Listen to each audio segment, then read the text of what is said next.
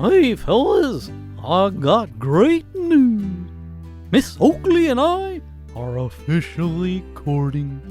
That is good news. But Captain Jack has better news. I got saved, Sheriff.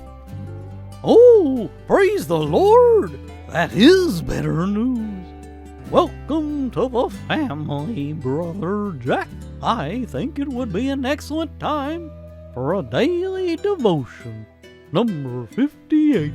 After the Philistines found Dagon bowing before the Ark of the Covenant, they set it back up its place. But the next morning, things got exponentially worse for them. 1 Samuel 5:4.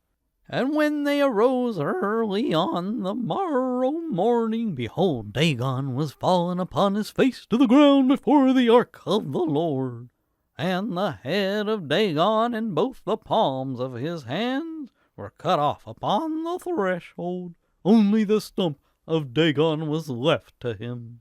Therefore neither the priests of Dagon nor any that come into Dagon's house tread on the threshold of Dagon in Ashdod unto this day.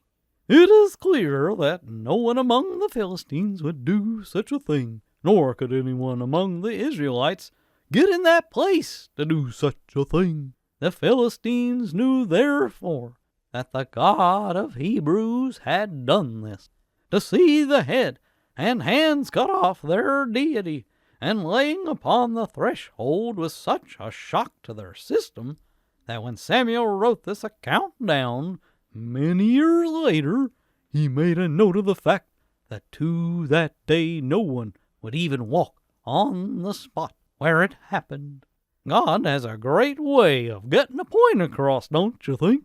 Idolatry is foolishness. It always has been. Who in their right mind worships a god that they can make with their hands? This was the chief difference between Dagon and the ark. Dagon was a deity to the Philistines. The ark was merely a place for the living God to rest upon and make himself known. Do be encouraged by the fact that your God was not made by you. Your God made you. Hey, Bob Baloney, got some news. Bob? Oh no, it's a jailbreak.